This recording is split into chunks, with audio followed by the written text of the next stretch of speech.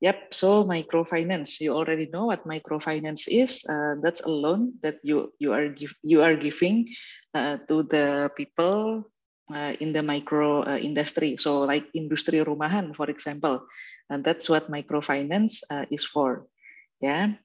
We're not going to talk about the definition of the microfinance because you should already be aware of what microfinance is. It used to be a very hot topics in the early 2000s because the Nobel Prize in 2006, if I'm not mistaken, is regarding microfinance. Okay. So this is the paper we're going to discuss. It's called 6 Randomized Evaluation Microcredit Introduction and Further Steps. You can access the paper through this link, and I have also uploaded the paper in Cmaster, and you can freely access that. So the introduction. Causal evidence on microcredit impacts informs theory, practice, and debates about its effectiveness as development tool. So as we know, one of the most popular development tool back in 2000s, I think still till today, is microcredit or microfinance.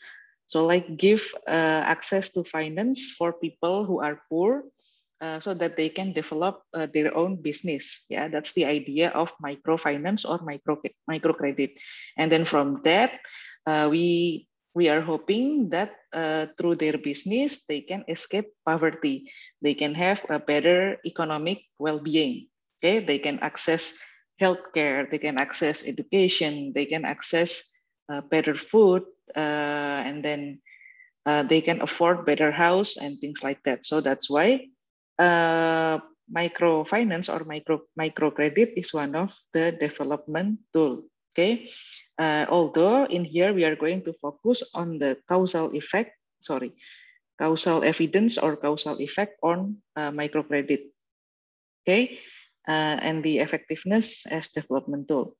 So in order to get the idea of the causal evidence, the 6 randomized evaluation in this volume use a variety of sampling, data collection, experimental design, and econometric strategy to identify causal effect of expanded access to microcredit on borrowers and our community. So in this paper, there will be 6 randomized evaluation. So that's why I told you this paper consists of 6 studies regarding microfinance, and they do evaluation in each of the study. And then they will have a range variety of sampling, data collection, experimental design, and econometric strategy. And all of that, the goal is to identify the causal effect of expanded access to microcredit on borrowers and or communities. Okay, so what are the benefit that the borrowers or the communities get through the expanding access of microcredit?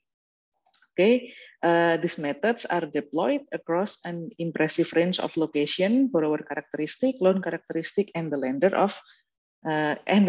characteristic. Sorry. So as you can see, because this study consists of 6 different experiments, consists of other 6 different studies. So we can see that they consist of impressive range of location, and then also different borrower characteristic, loan characteristic, and the lender of characteristic.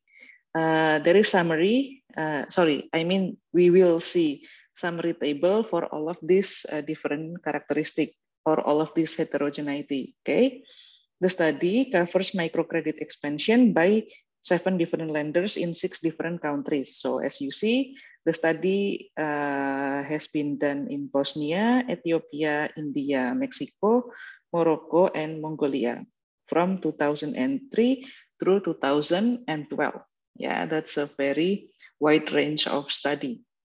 And then we will next see that in each country, they will have different results. Yeah, because, well, the characteristic of the people are very varies. Okay. So this is the motivation of the study. So as we know, microcredit, they will support, microcredit, the main idea is to give loan for business, especially micro business, not only small business, but also micro business, so that people can have access to credit and they can develop their business, they can grow their business, they can have better life quality, they can escape poverty and things like that. So microcredit also support entrepreneurship. Microcredit as development tool, the goal is to lead to better well-being, escape poverty, and etc. And then the impacts on microcredit, it's actually quite perplexing. Why? Because if you check a lot of study in the topics of microcredit or microfinance, then you will see some of them have positive impact, others have negative impact. So it is not really clear what is the impact or what are the impacts on microcredits. Okay, and then if you check study regarding microcredits, then you will find anecdotes. What I mean by anecdotes is sometimes the sample or the subject that are studied in the microfinance papers, they are usually have not very large sample size. So the sample size is quite small. So if the sample size is quite small, then we cannot safely assume that we cannot safely assume the generalability of that, because then it becomes anecdotes. Only small number of evidence are found, and among those small numbers, the result is sometimes perplexing. Some are negative, some are positive. So therefore, we can conclude that there is a questionable causal effect regarding microcredit. Okay, some people may say that because of microcredit or because of microfinance, group of people or group of people who get microcredit, then they can develop their business and then they can afford better food, better healthcare, better education, and stuff. But sometimes when we want to evaluate causal effects, then we need to define like exactly what are the causal effects. So we cannot just do simple OLS method because that's going to be correlation, right? So with causal effect, we have to overcome the bias. We have to have a strong assumption, like what we have studied in the beginning of the semester. So what are the condition that we must fulfill in order to have analysis of causal effect. Okay, and then other than the problem of analyzing the impacts of microcredit, we also have the problems with the microcredit itself. There is a problem with the high interest rate. So ideally, with microcredit, because we want poor people to be able to access microcredit, ideally, we would expect the interest rate not to be extremely high or too high. But the fact is sometimes we find a case where the microfinance has high interest, okay? Even though the target is poor people or micro entrepreneur, micro business, okay?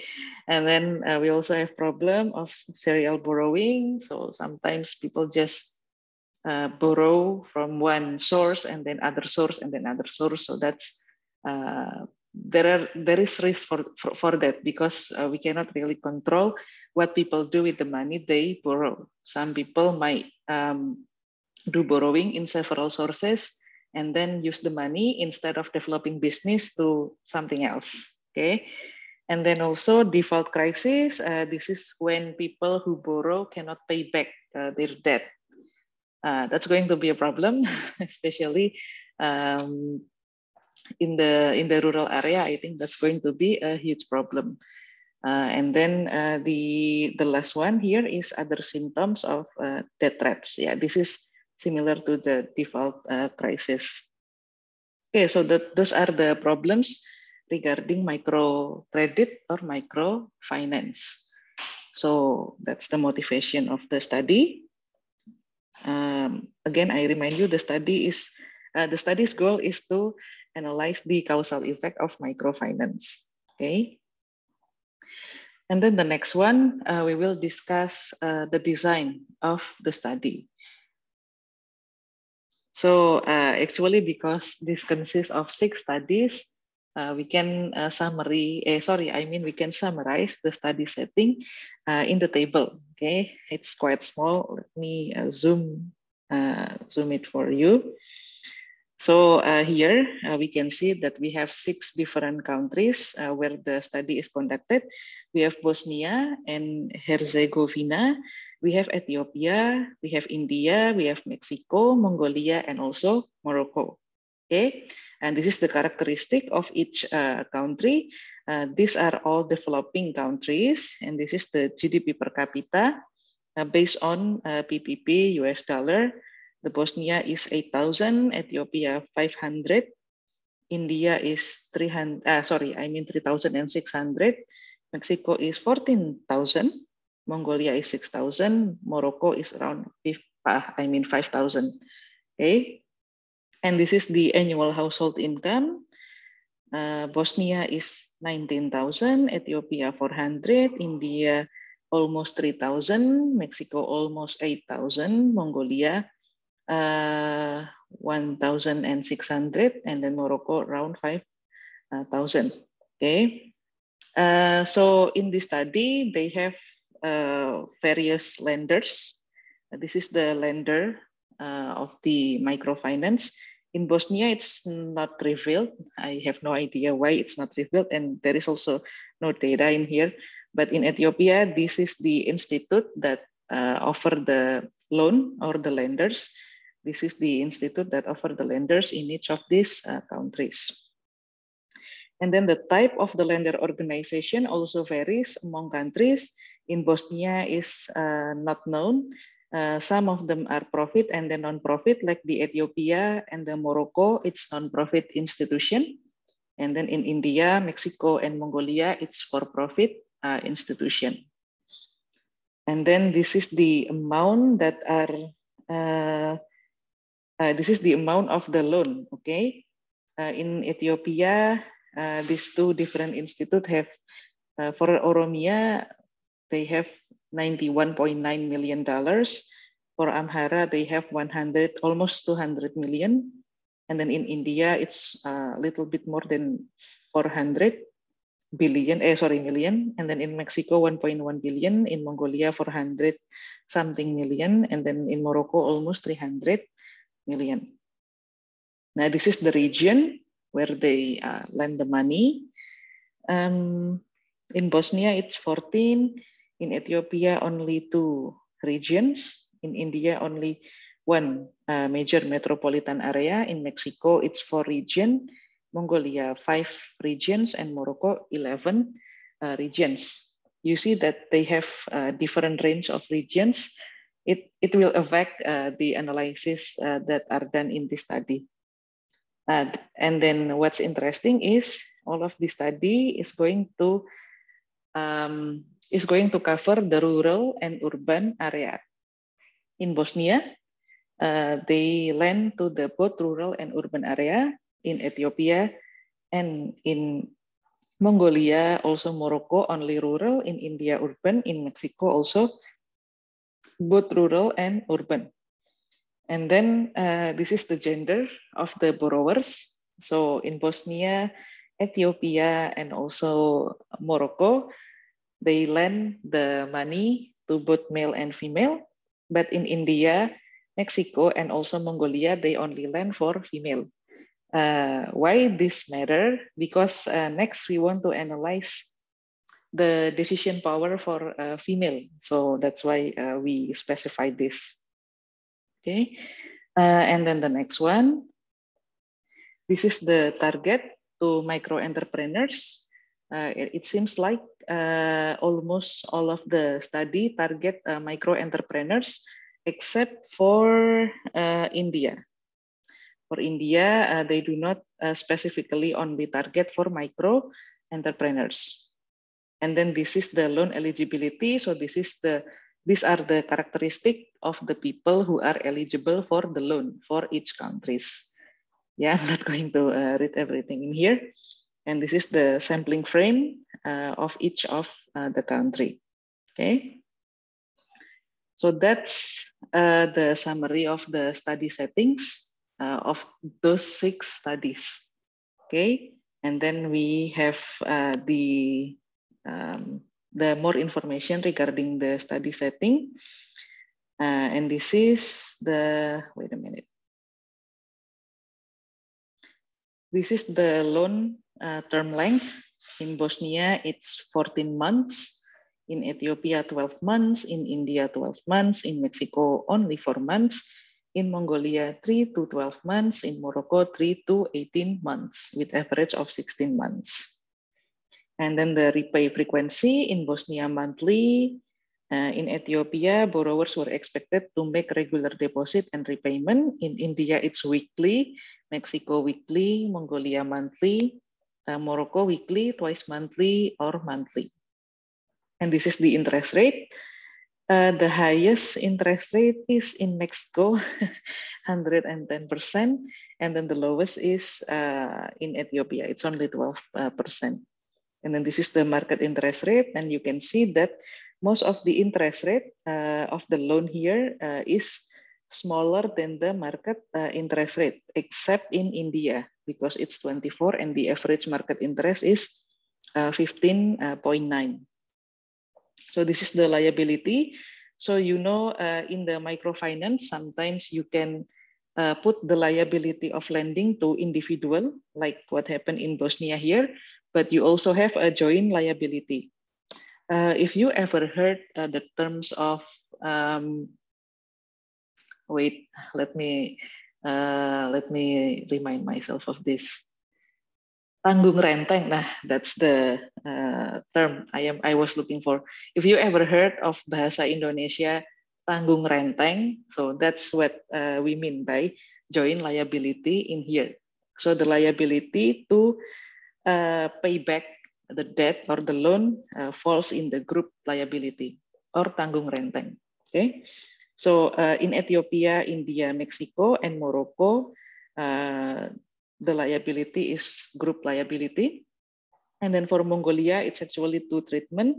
There is a joint liability and also individual liability. Meanwhile, in Bosnia, it's individual liability. And then for the group size, we have no data for Bosnia and Ethiopia, but in India, it's 6 to 10 people. In Mexico, it's 10 to 50 people. In Mongolia, it's 7 to 15 people. And in Morocco, it's 2 through 4 people. Okay, and then now the collateral. Some countries requires collateral, the other don't. And then here we can see that the countries that do not require collateral are India and Mexico. Okay, and the rest they need collateral. In Morocco, it's no, but yes for few individual loans. And then loan loss interest at the baseline, no data in Bosnia, 0.3 and 0.0% for Ethiopia, and then 2% for India, 3.2 for Mexico, 0.1 for Mongolia, and 0.5 for Morocco. So this is the initial treatment loan. You can read it yourself, and then the initial treatment loan size, also loan size, and the other data here regarding the loan. Okay, so these are the different characteristics of the loan in those different countries. Basically, this is the study settings or the experiment settings, and we want to know what are the impact of the microfinance. And using all of this data, the paper analyzing several outcomes, and we will discuss about those results. Sorry, before we go to the result, let's discuss potential bias of the study. So the potential bias is selection bias. Just like any other impact evaluation project, we will always face the problem of selection bias. The motivation for relying on randomized variation to identify microcredit impacts is concerned about selection bias. So this study used randomized variation or randomized trial because they want to overcome the problem of selection bias. In the case of microcredit, one should worry about both supply and demand side bias. So let's discuss what are the bias for microfinance or microcredit, both in the supply side and demand side. So this is the demand side bias. In the demand side bias, we concern about the demand side selection bias stem from the likelihood that people who choose to borrow may be different or trending differently than those who choose not to borrow. So the characteristic of the people that borrow is different to those who do not borrow, or in the other word, people borrow because they have distinct reasons, in quote unquote distinct reasons. Like for example, those people who borrow, they might be borrowed due to negative shock. So maybe they try to develop their business, but then they experience shock, or maybe they do not yet have business, but they have hardship to afford their life, to afford their day-to-day life. So that's the negative shock. So that's why they apply for microfinance. Or it could be because of they expect positive improvement. Like for example, they already have their business, and then they think that, oh, I can expand my business. So that's why they apply for the microfinance. Okay. If this happens, then the effect of the microfinance is going to be either underestimated or overestimated. Why? Because if negative shock is the reason why someone apply for microfinance, then we kind of can expect that maybe the effect is going to be small, but it's not because of the microfinance per se, but because they already face negative shock when they borrow. Same with the with the positive improvement. If they expect they're going to be more successful with the business, then it's probably then their life condition or their well-being is going to be better, not due to the microfinance per se, but because of their business, which are already thriving. Okay, so we're going to overestimate the impact of the microfinance. So if this difference are unobserved,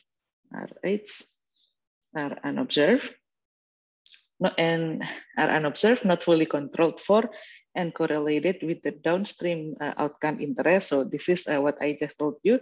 If all of these difference are unobserved, which means it's in the error, right? And then it's correlated, with the downstream outcomes of interest, then estimates of the effects of microcredits will be biased. They will not capture the true causal effects. It's going to be underestimated or overestimated. And then we're going to discuss a lot about the outcome of interest. Oh, sorry, I mean wait a minute. I mean the downstream outcomes of interest. What is this? This is like the result that we expect from this microfinance. So what is downstream outcome? Downstream refers to the benefit that will ultimately result from decision of taking microfinance. So an example of downstream outcomes is, for example, profit, or the business performance, or maybe if we are going to talk about long term, it's something like escaping poverty. So things like that are example of downstream outcomes. Okay. And then for the supply side bias, concerns about supply side selection bias stem from the likelihood that lenders make strategic decisions based on factors that are difficult for researchers to fully observe. So just like in the demand side, We also talk about why people, the reason why people take microfinance, but those reasons are unobserved for the researcher. So same with the supply side. That's the likelihood that lenders make strategic decision based on the factor that are difficult for researchers to fully observe. Okay, lenders choose which neighborhood and market to enter because they choose which neighborhood or market to enter, and depending on their motivation, may thus select relatively vibrant and growing markets. So they could either choose a vibrant and growing market, like maybe if they want profitability, or they might choose stagnant and particularly poor markets if they have social concerns. So this decision is unobserved because we cannot observe that. Yeah, that's why it's unobserved, because it is hard to observe by the researcher. And then lenders also select a ration from pool of prospective borrowers. So they can select whichever borrowers they want to lend to. Okay, that's 100% the lender's decision. Again, selection bias can go in either direction depending on the objective function, depending on objective function of whomever is doing the underwriting. Okay, so basically we cannot control the decision of the lenders. So to overcome that, we randomize the lenders, right? Okay, and then this is the randomized design. So 5 of the studies use the randomized program replacement. We have 2 types of randomization in here. 5 of the study use randomized program placement. And for the Bosnia, in the Bosnia study, they use individual level randomization. So we have randomized program placement and the individual level randomization. The randomized program placement requires lenders to identify large set of communities or neighborhood and then randomly assign each community to either treatment or control. Okay, so with the randomized program placement, the lenders with the researcher, they will identify the community, the village or the neighborhood, and then they randomly assign, okay, this neighborhood is going to be in the treatment and this neighborhood is not. Okay, randomized program placement offers the potential benefit of capturing treatment effect at the community level. So with this randomized program, we can see how the microfinance affect the community well-being. Okay, so in the level of community. And then we can also see the spillover effects of the microfinance, like whether it will affect the well-being for the whole community, even though, like, for example, for this community, not everyone is getting microfinance, right? Only those who are entrepreneurs who get the microfinance.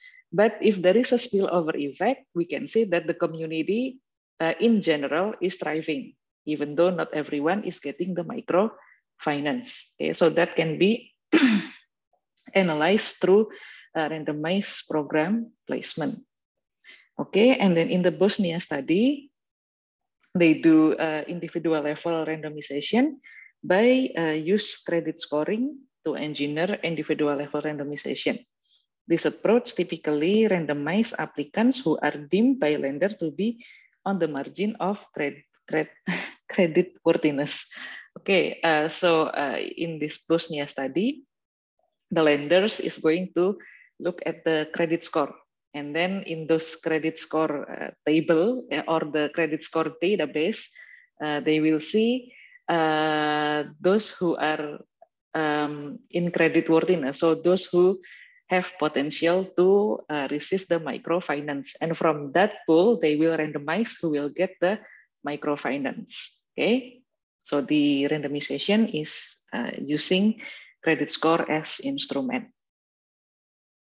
Okay, so that's the design and the randomization. And then after they do the study from 2003 to 2012, all of the 6 study, and then we can get the result. Okay. In the paper, they discuss the result in a very detailed manner. So if you are curious and you are interested on this study, then I highly suggest you to check that out, because they talk about the econometrics model very detailed, but I'm not going to talk about the econometrics model here. I think you have other class to do that. It's not in the workshop on development economics. Okay, so this is just the general result of the study. So from the study, we can see that each of the 6 studies starts by estimating treatment effect on credit access and usage. Okay, so treatment effect on credit access and usage, as these are the first stage of sort for establishing the plausibility effects on downstream outcomes. Yeah, like I said, the long-term outcomes or the benefit that we expect from the microfinance. And then this, the first one that they want to see, they want to analyze, is the access and usage of the credit. So the results show that apparently none of the study, apparently, let me change the other color. Okay, maybe this one. So apparently none of the study finds statistically significant effects. So there is no statistically significant effect in the access and usage of the credit at 10% level, or even half of the, none of the study finds statistically significant effect at 10% level, okay, on even half of the downstream outcomes tested, with a range from 6% to 39%. So for these downstream outcomes, apparently there is no statistically significant effect. Okay, and the coefficient for the downstream outcomes range from 6% to 39%. But none of the study are statistically, none of the study has statistically significant result. Okay, and then why this happened? Because ideally we would expect, the theory also expect that with microfinance, then we should get positive result in terms of downstream outcomes like the profits, and then better well-being of the people who take microfinance. But the study found that there is no statistically significant result for that, even though the coefficient range from 6% to 39%. Well, this might happen because of the very high variability of the study. So why this study have very high variability? It's because it consists of 6 different countries with it consists of 6 studies in 6 different countries, and then the characteristics of the people who are from those countries are different. Okay, so if we want to summarize why this happened, we have at least 2 reasons. The first one is due to measurement error. Okay, measurement error is always challenged when income or consumption among the main outcomes of the interest. So they mention here that 2 of these downstream outcomes are income and consumption. And if we try to collect the data regarding income or consumption, the probability of having measurement error is high. You know, because like for example, if you do survey in several villages in Indonesia, and then when you do survey, you ask those people like, what's your income this week? Most likely people do not answer that correctly, either because they forgot or they just don't have a stable income. So it's volatiles. Okay, if you come to them and then it's the time where their income is low, then you're going to record that low income. But if you come to them where their income is high, then you're going to record the high income. But it's not like the average income that they get. So that's the first one.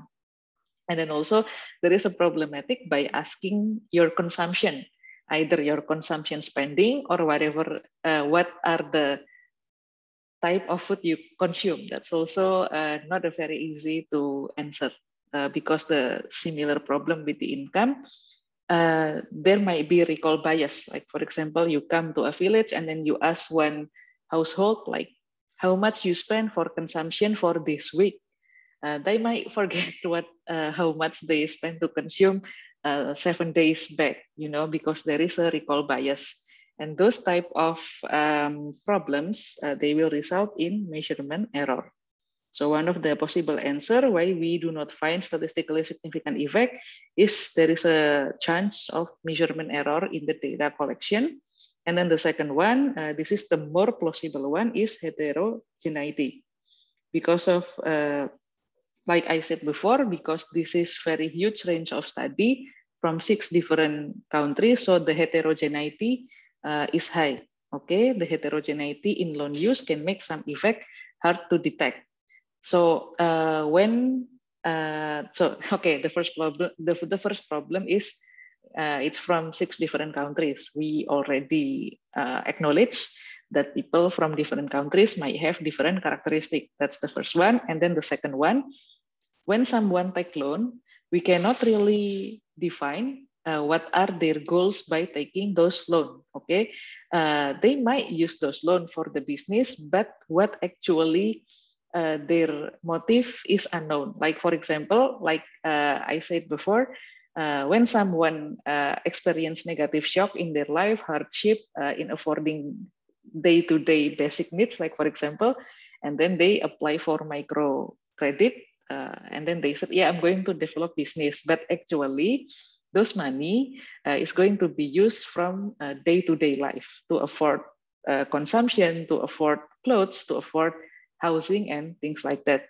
That might happen for the first one. And then the second one, they might actually use it to develop business. And then they might also use it for investment and other stuff. So these different motives and different characteristics of the subject in those 6 countries have very huge heterogeneity. So that's why some effects is hard to detect. Okay.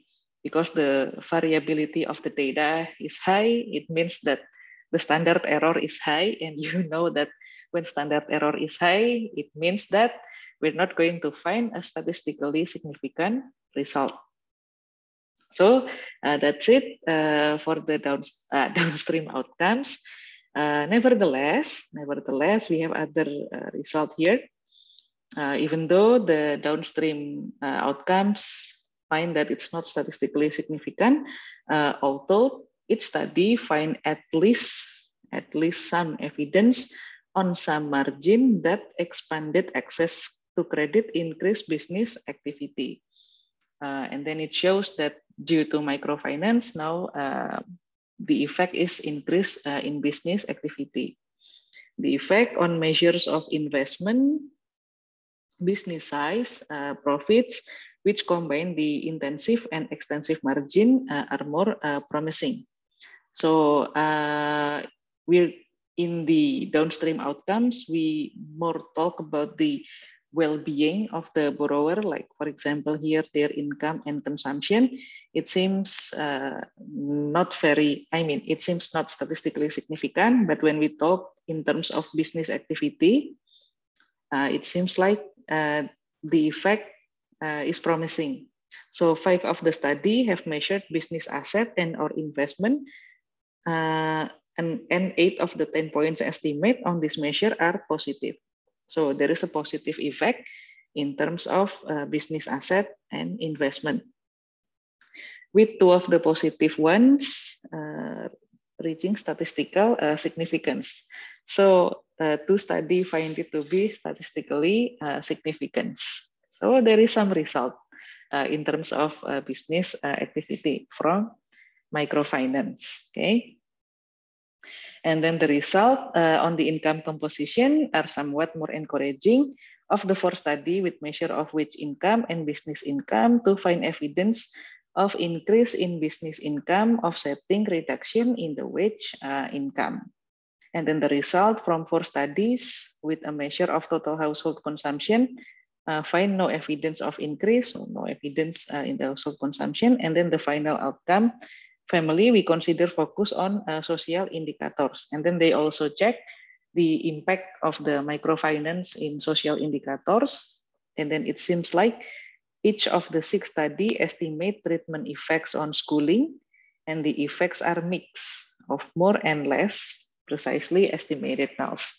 So some study finds the microfinance have positive effect on schooling, and then some have negative impact on schooling. Yeah, so that's why there is a mixed result regarding the analysis or the study of microfinance. Okay, so what are the key takeaways that we can take from this study? There are several. So the first one is regarding transformative effect. In the beginning, I said that microfinance is regarded as one of the development tool and expected to have transformative effects. It means that it have potential to escape poverty and things like that. So that's the transformative effect. So first, there is little evidence of transformative effects based on the study. Okay, there is little evidence on the transformative effect on the study. The studies do not find clear evidence or even much in the way of suggestive evidence of reducing in poverty or substantial improvement in living standard. Nor is there robust evidence on improvement in social indicators. So the study do not find the transformative effects of microfinance. Yeah, they do not see the result of the study in the reduction in poverty, living standard, or any robust evidence in the improvement of social indicators. That's the first one. And then the second one is the business growth. So although it has no transformative effect, it seems like it has positive effect in the business growth. Second, lack of transformative effect is not lack. It is not lack for trying in the sense of investment in business growth. So there is a pretty strong evidence that business expand, though the extent of expansion might be limited, and there are hints that profits increase. So it has positive effect in the business expansion and profit. And then also the evidence on why expansion does not produce strong evidence of the increase in household standard is mixed. Okay, so this is interesting. Even though there is a business expansion, it seems like it does not directly lead to a better living standard. And why this happened? The researcher seems to be confused, just like we are. So we don't know why the expansion of the business does not directly lead to the higher living standard. Okay. And then the other important effect. So again, the lack of transformative effect should not obscure other more modest but potentially important effects. So there are other potentially important effects, like the study finds some, if not entirely robust evidence, effect on occupational choice, business scale, consumption choice, and then female decision power. So it seems like with this microfinance, it has positive effect on female decision power, and then improve risk management for the small business. Okay, and then the heterogeneous treatment effect. The limited analysis of heterogeneous treatment effect in this study does suggest the possibility on transformative effects. Okay, so good for some, but for others on segment of microlenders target population. Okay, like I said before, the result of this study is a bit quote unquote inconclusive regarding the transformative effect, but it might be due to the heterogeneity of the study. Okay, because of the wide range and variability of the data, that's why we cannot get the that's why we get the unconclusive result. Nevertheless, there is a possibility if we make the scope of analysis smaller. Like for example, we only analyze the result of the microfinance or the impact of the microfinance in Mexico only, or India only, or maybe in Morocco only, then there is a possibility that in the smaller scope we have transformative effects. Okay, or maybe if we make the scope of the study even more smaller, like for example, only in the some region in the India or in the Morocco, then maybe we can see a segment of the population with the transformative effects. Okay, the example here, Morocco and India find evidence of large positive effect on business profits in the right tail of the distribution. So in the right tail of the distribution means that those with the higher income, probably because that's the right tail of the distribution. And in the Morocco, they find negative effects on the left tail. And then in Mexico, we find an increase in financial decision power among the left tail. And then in Bosnia, they find decrease in teen schooling among lower educated household. Okay. So that's the heterogeneous treatment effect. And then the last one, this is an issue regarding the statistical side. We're going to discuss a little bit about the statistical power. So you might already know what statistical power is. It has a lot to do with the sample size. Yeah, I'm not going to discuss the theory of the statistical power, how you calculate it. No, you have econometrics for that. I'm not going to talk about it. But the main takeaway from statistical power is sample size. Yeah, we already know that the bigger sample size, the more representative sample size is better and have a bigger statistical power. And one of the problem with this study, it seems like they do not have a big enough statistical power. Finally, we emphasize that many of these inference lack precision. So if you have if you have big sample size, and the higher statistical power, it means that your standard error and then your confidence interval is going to be smaller. If your standard error and confidence interval is smaller, it means that your study or your analysis is going to be more precise. Okay.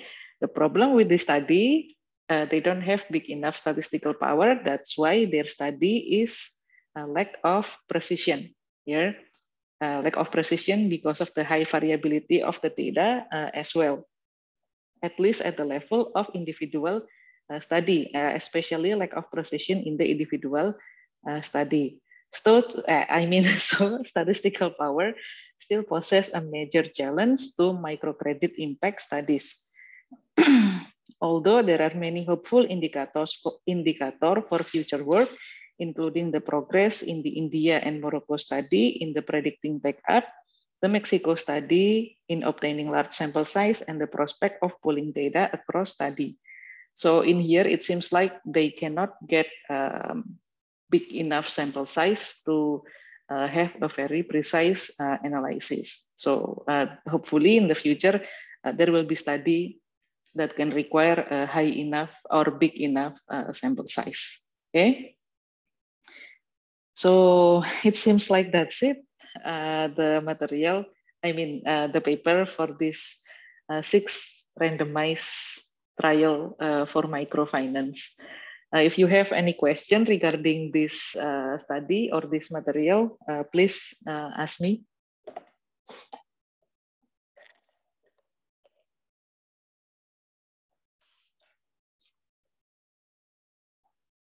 Oh, by the way, the data for this study can be accessed online. If you are interested with the data, you can check the paper in the semester, and then in the paper, they stated where you can access the data for this. Okay.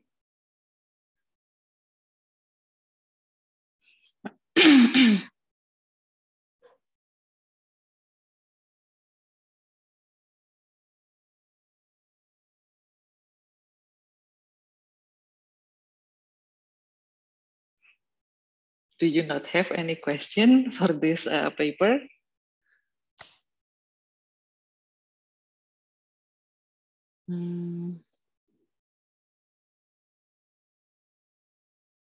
Okay, it's okay if you don't have any question. So that's the material for microfinance, yeah. I hope if you are interested, you can read more about the paper in semester. Okay, so that's for the material. I said in the beginning of the meeting that for this Friday, you are most likely going to be with Pak Gumilang, and then Pak Gumilang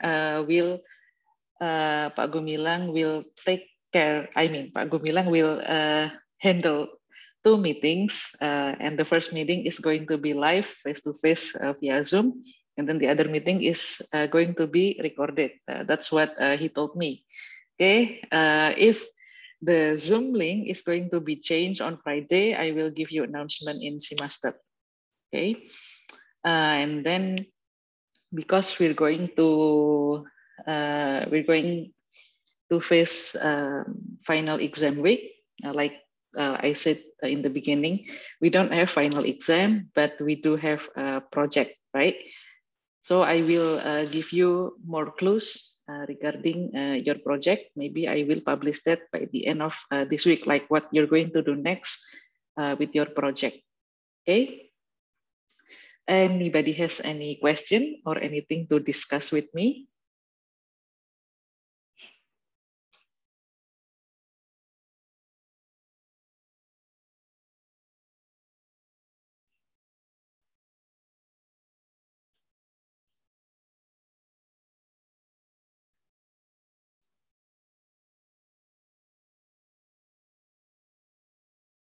No? Okay. It's okay. Okay, if you have no further question or no further comments for me, then I will finish the meeting. Okay. Thank you for coming, and then I'll see you again next week probably. Okay. Bye bye. Have a good day. Thank you, Miss. Thank you, Miss. You're Thank you, Miss. welcome. Bye bye.